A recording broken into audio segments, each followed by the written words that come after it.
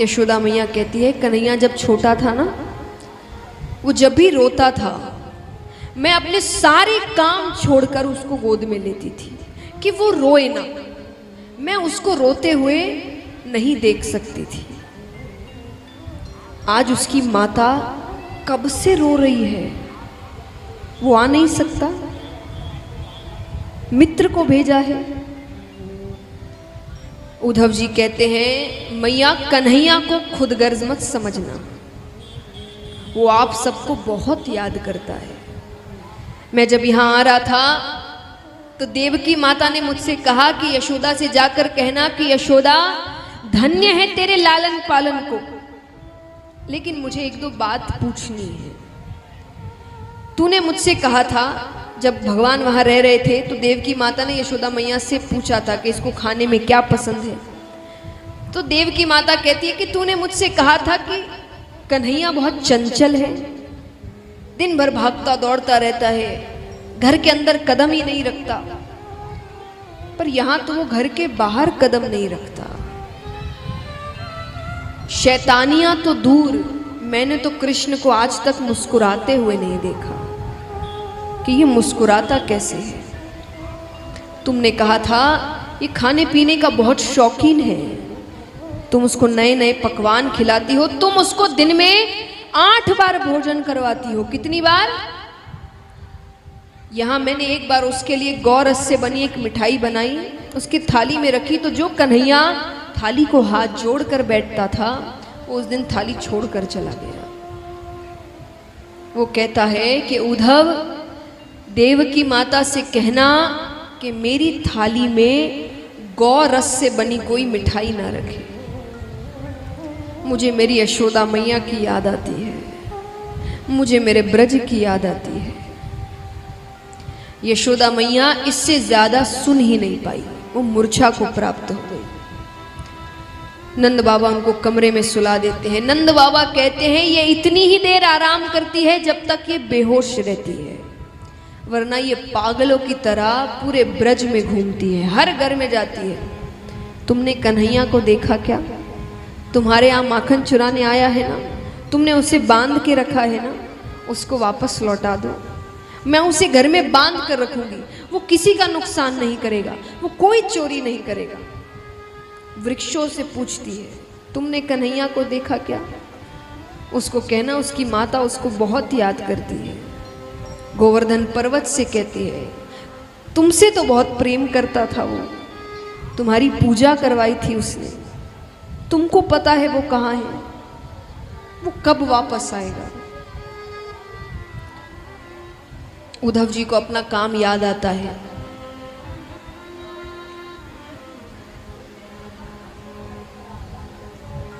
उद्धव जी कहते हैं बाबा आप सौभाग्यशाली है कि कृष्ण ने आपके यहाँ जन्म लिया, लेकिन वो किसी का बेटा नहीं, वो भगवान है, परम पिता परमेश्वर विष्णु का अवतार है। ये लीलाएं थी उसकी, ये रोने धोने से कुछ नहीं होगा। ज्ञान मार्ग पर चलकर भगवान को प्राप्त करिए आप। नंद बाबा कहते हैं मैंने तो तुमको कोई बहुत समझदार बालक समझा था, तुम तो बड़े साधारण से बालक निकले। क्या कहा? वो किसी का बेटा नहीं, वो भगवान है। नंद बाबा कहते भगवान के एक लक्षण नहीं है उसमें। नंद बाबा कहते भगवान तो सबका पेट भरते हैं, किसी को भूखा नहीं सोने देते, अन्न का भंडार है उनके पास। तो जिसके खुद के पास अन्न का भंडार है वो खुद भूखा रह सकता है, वो भूख के लिए तड़प सकता है, रो सकता है। मैंने कन्हैया को भूख से बिलखते हुए देखा है, रोते हुए देखा है। तुम कहते हो वो भगवान है, भगवान कहते हैं सच की राह पर चलो। मेरा बेटा बात बात पर झूठ बोलता है, चोरी करता है, तुम कहते हो वो भगवान है। और भगवान से तो कभी गलती नहीं होती ना, हमसे गलती हुई, हमने उसे बार बार बेटा कहा, भगवान तो कभी गलत नहीं करते। नंद बाबा कहते हैं उसने कितनी बार मुझको बाबा कहा है, यशोदा को मैया कहा है। जब गोपियां उसको छेड़ती, गोपियां कहती कि नंद बाबा गोरे, बलदाऊ भैया गोरे, यशोदा मैया गोरी, तू कहां से आ गया काला, तू इनका बेटा नहीं है। तो वो क्रोधित हो जाता। वो यशोदा से आकर कहता कि मैया कह दे जा मरी से कि मैं तेरो छोरो हूं। तुम कहते हो वो भगवान है। और अंत में नंद बाबा कहते हैं कि मान लिया मैंने वो भगवान है, तुम्हें क्या लगता है ये कहना मेरी विरह वेदना कम कर देगा? अरे आज तक तो मैं ये सोचते हुए आ रहा था कि मेरे बेटे ने मुझे त्याग दिया, छोड़ दिया। कोई बात नहीं, कईयों के बेटे छोड़ देते हैं उनको, पर भगवान तो है, मैं भगवान के भरोसे जीऊंगा। पर आज तुमने मुझे क्या बता दिया? तुम्हारे कहने का मतलब है मेरे बेटे ने नहीं, भगवान ने मुझे छोड़ दिया। भगवान मेरा घर छोड़कर चले गए। अब किसके भरोसे रहूं? हम भी आपको यही सिखाते हैं ना कि दुनिया में कोई भी आपका साथ छोड़ सकता है, लेकिन भगवान तो आपके साथ है, उसके सहारे जियो। पर उद्धव जी की बातों अनुसार तो ये लग रहा है कि नंद बाबा का घर तो भगवान ही छोड़कर चले गए। अब वो किसके भरोसे जिए? नंद बाबा कहते ये क्या कह दिया तुमने? एक आखिरी उम्मीद जो मेरे पास थी जीने की, तुमने वो भी मुझसे छीन ली। ये क्या कह दिया तुमने उद्धव? उद्धव जी को शब्द नहीं सूझ रहे, वो क्या कहे, क्या कहेंगे? इसका कोई उत्तर हो सकता है? उद्धव जी वहां से चले जाते हैं। थोड़ी दूर पहुंचते हैं कि कुछ गोपियां आपस में बातें कर रही हैं। गोपियां कहती है कि अरे ये सोने का रथ किसका है? अक्रूर जी सोने के रथ में आए थे। दूसरी गोपी ने कहा तुम्हें याद नहीं? अरे वो अक्रूर इसी रथ में तो आया था जो कृष्ण को ले गया था। अब क्या लेने आया है? बोले कंस की मृत्यु हो गई है, उसका श्राद्ध है, मांस लेने आया होगा। श्राद्ध में मांस कौन परोसता है? दैत्यों के श्राद्ध में मांस ही परोसा जाता है। तो मांस यहां कहां मिलेगा? हम तो दूध दही माखन बेचते हैं। गोपियां कहती है ये मथुरावासी बड़े चालाक है, उनको पता है कि कृष्ण के जाने के बाद वृंदावन वृंदावन नहीं रहा, शमशान घाट बन गया है। सब मृत घूम रहे हैं यहाँ पर। उन्होंने तो अपने स्वाद का भी ध्यान रखा है। कहते हैं जो प्रेमी होते हैं उनका हृदय बड़ा मीठा होता है। एक गोपी कहती है तो तुम्हारा हृदय मांगेंगे तो तुम दे दोगी? क्यों नहीं? गोपी कहती है मामा के श्राद्ध में भांजा भी तो होगा, वो दूर से देखकर पहचान जाएगा ये किस गोपी का हृदय है। हम नहीं जा सकते, वो हमारे हृदय को ही देख लेगा। कैसे भाव है? ऐसे भाव एक दिन मीराबाई के थे। मीराबाई रोज भगवान के भजन गाती थी, भगवान उन्हें दर्शन देने आते थे।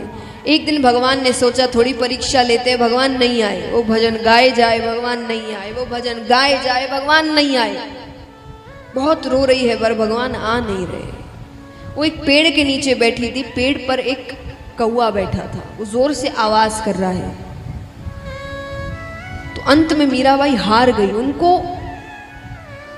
अच्छा नहीं लग रहा कि भगवान आ क्यों नहीं रहे, किस बात से नाराज है। तो मीराबाई उस कौवे से कहती है क्या कि काढ़े कलेजो मैं धरूं रे,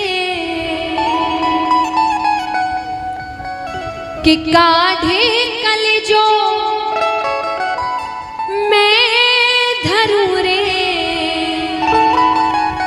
कागा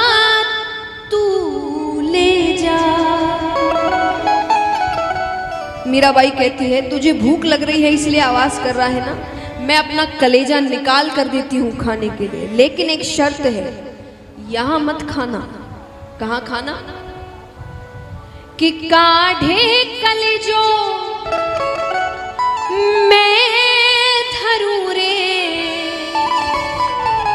धागा तू ले जा और जाते सामारो पिया बसे,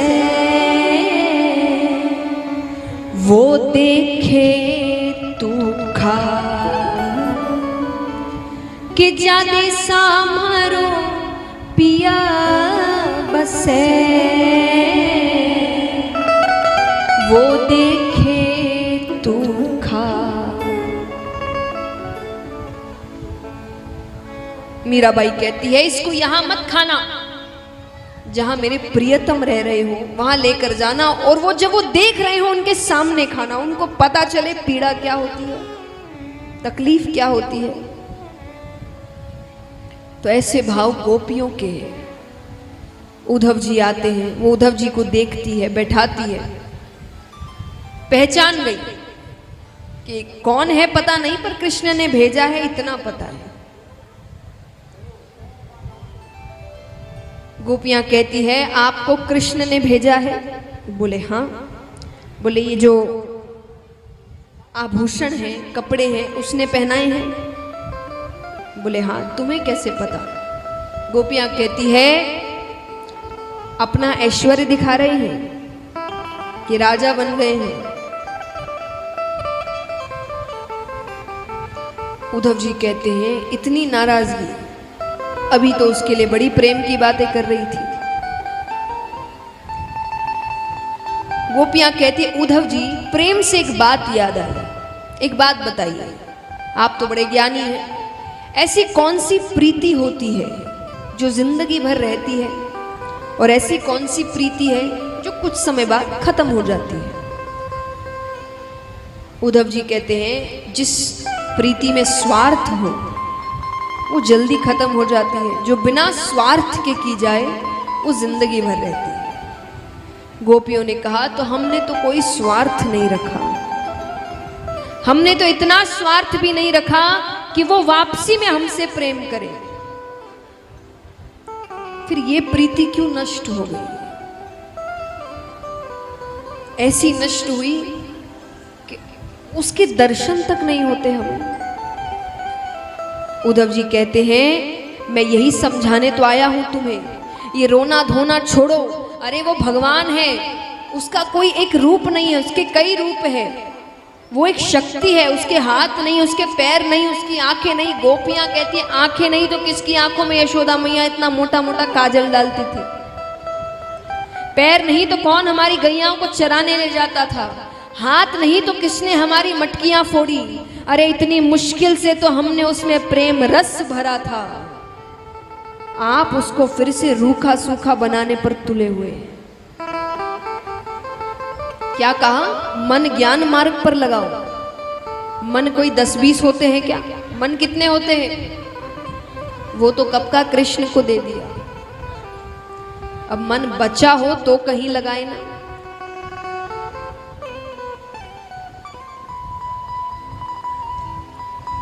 उद्धव जी कहते हैं कि अभी तो बड़ा कह रही थी कि ऐश्वर्य दिखा रहे हैं, ऐसे हैं वैसे हैं, अब उसी की बातें कर रही हो। गोपियां कहती हैं कारे को छोड़ो जा सके पर कारे की कथा ना छोड़ी जाए। उसकी बातें करना नहीं छोड़ सकते, उसी पे तो जीवित है। गोपियां कहती और हम जानते हैं आप हमारी स्थिति नहीं समझेंगे, कोई नहीं समझता, सब पागल कहते हैं हमें, लेकिन हमें किसी को समझाना भी नहीं है, क्योंकि हमारी बात या तो हम समझते हैं या तो कृष्ण समझता है। गोपियां उद्धव जी से कहती है क्या?